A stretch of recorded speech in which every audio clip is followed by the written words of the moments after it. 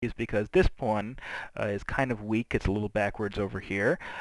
This knight is being attacked twice and it's being defended twice. If he overloads it, for example, frankly, I was expecting him to play queen e3. Because if he plays queen e3, I can't simply move the knight that easily. Because if I move the knight, then he takes the pawn over here, and I really haven't gained much. If I just move the knight back, for example, to c6, he takes the pawn. We can trade the queens off, and it's back to a dead even game. If I want to keep my pawn advantage, if he would have played that, what I was thinking actually, and I was perfectly happy to draw this game. I was playing black, and with the black pieces against a better player than I was, he was probably rated about 200 points higher when we started this game. If he would have played queen e3, which is what I was fully expecting, I actually would have used a knight sacrifice to get a draw. What I had figured out, since this is a correspondence game, I have some time to worry about it. I would have played knight to f3 check. Now, he can't take it with the queen, because if he takes it with the queen, I just take his bishop hangs, and I take it with check. And then if he takes the knight, and I take the bishop with check, and then I have the knight also, because the knight hangs also, and then I would have an extra minor piece. He would lose rooks. Well, I'm sorry, he'd be able to. Okay, he would if he takes it with the queen, so I take it with the bishop check. Then I take the knight. He retakes the knight with his queen, and I'm up by 2 pawns. I'm up by one, two. Well, I'm up by 1 pawn. Okay. No, I'm sorry. 1, 2, 3, 4, 5, 6. 1, 2, 3, 4, 5. All right, so I'm up by 1 pawn. Okay, so I figured he wasn't going to take it with the queen. He probably would have taken it with the pawn, trying to keep the knight. And then once he does that, then I move my queen into b3, and I have a check. And I think this probably leads to a draw. And the reason why it leads to a draw is he can either move to c1 or to a1. Either way, I would take this pawn check. For example, let's say a1 and check.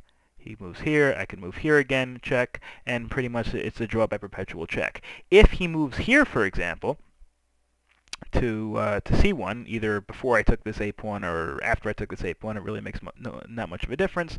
I play queen a3 check.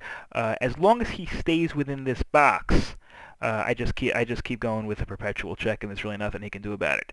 If he goes over here, if he went to the e-file, I don't think he could really do that. If he went king e2, then I play queen g2 check, and if he can't put the queen in front, because then I just trade off the queens, and then the bishop hangs and the knight hangs. I take the bishop, he takes it with the king, and then bishop takes bishop check, and then the knight falls, and then one of the rooks fall, and he loses the game by a lot. So instead of doing that, he would have to play the king to either here or here, and then once he does that, then I move one of the rooks to pin the bishop. And again, I haven't figured out all the variations over here, but if I pin this bishop over here, I think he's in a lot of trouble. This bishop is obviously being attacked twice. It's being defended only. It can't move because it's pinned against the king. He can't move it's not really defended at all, because the bishop and the rook are not as valuable as the queen. So at some point I'm going to take this bishop with the rook, and it's going to be check, and he's going to be in big trouble. If he moves one of the rooks to try to threaten my queen moves, and really what has he gained? So basically what I was figuring is that if he had put the queen over here several moves ago, I thought that I would have a draw by perpetual check. But that's not what he did. He did not play queen e2, or putting the queen on anything. Any putting the queen on the e-file would have had the same plan available for me. Instead, he plays bishop takes e5, which really wins me a pawn. I'm up by a pawn over here, so I take bishop takes e5, knight d5. Okay, so now he obviously has to, he can't recapture this bishop with the rook, and I'm up by a pawn. I have 1, 2, 3, 4, 5, 6 pawns, and he has 5 pawns. So obviously I can start thinking about winning the game. But then he goes ahead and compounds it with a further mistake, and this was probably the key mistake in the game. I might have won the game anyway, but notice he's got a little bit of a dilemma over here. This knight is pinned against the rook. He can't take it right over here, and he can move the rook to protect the knight. Maybe I would trade it off, but either way, I can keep the bishop on this diagonal. I'm a pawn up based on this skirmish in the middle. Plus, I have a very powerful bishop, a dark squared bishop on a great diagonal against the knight, which is in an open game, which this clearly is at this point, is an inferior piece. But then he made really the mistake that capped off. It didn't cap off the game, but it certainly put him in a very difficult position. He played knight d5. Obviously, he's thinking that I'll have to move the queen. and then he can move the rook, because he can't move the knight because it's pinned against the rook. But if he moves it with a tempo, because I have to move the queen, then he will be able to move the rook without a problem. Probably he'll put the rook on. His plan was to put the rook on e1, and if he put the rook on e1, it's on an excellent file. The bishop may have to move eventually. It's going to open up the middle files. For example, if the bishop moves here, then he can then if the bishop ever moves to c6, I'm sorry, to f6, he can take it with the knight, take, the queen takes, and he's back to even in terms of pawns. If the bishop moves to g7, then this pawn hangs.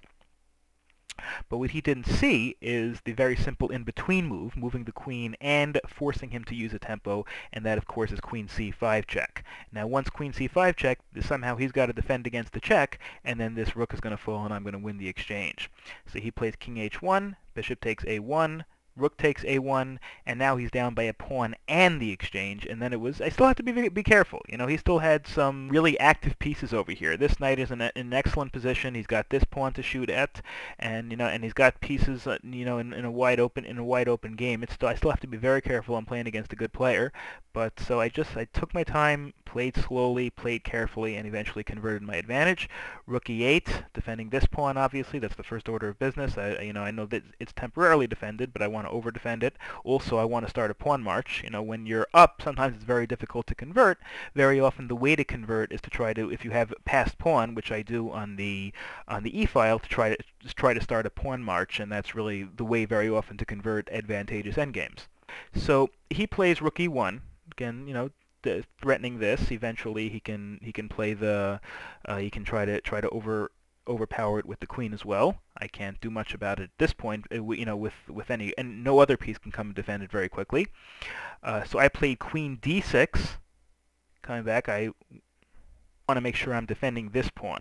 Eventually I'm going to want to move the f pawn, and if I move it without the support from the queen, he might be able to sacrifice the knight. For example, if the queen is somewhere else, if he takes, I take, and then he trades off the rooks, and then this pawn hangs, and maybe he's able to win the pawns over there. So I just wanted to get my queen back into the action, defend this rank. This rank is an important rank. Also, I'm wary about this square for the knight.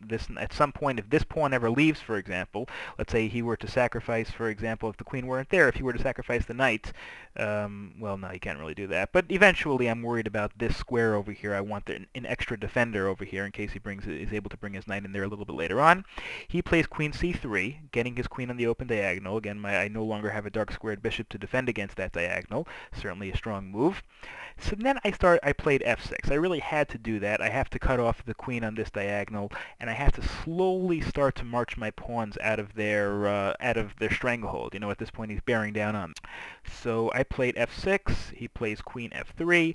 I play e5, again slowly marching my pawns up the board, very carefully, very slowly, but still trying to do that.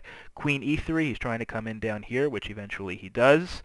I played b6 because I have to protect the a pawn, which is hanging. Rook f1 wants to try. This is now the backwards pawn, so that's the one he's hanging at. So I played rook f7. Right now it's supported by two pieces, and it's attacked by two pieces. But I realize he can move his queen over, so I want to be able to move my rook over to defend it. g4, trying to put more pressure on it. f5.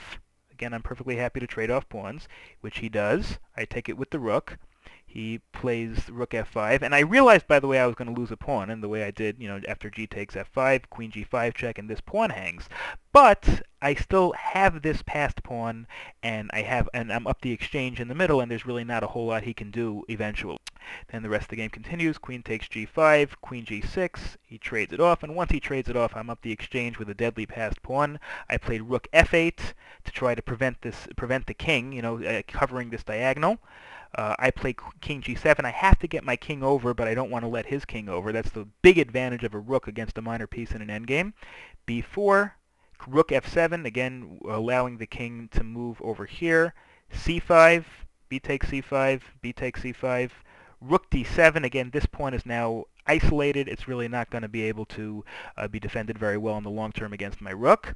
Knight b4. rook c7. This pawn is now hanging. He has to play c6 in order to defend it. So I simply kick the knight with a5. He plays knight d3. I played king f6 to protect this pawn, and now with this pawn hanging, there's no way the knight can get over to defend it. He resigned the game. So this was a big victory for me. If you have any comments, of course, please feel free to leave them, and I will see you next time. Thank you very much for listening.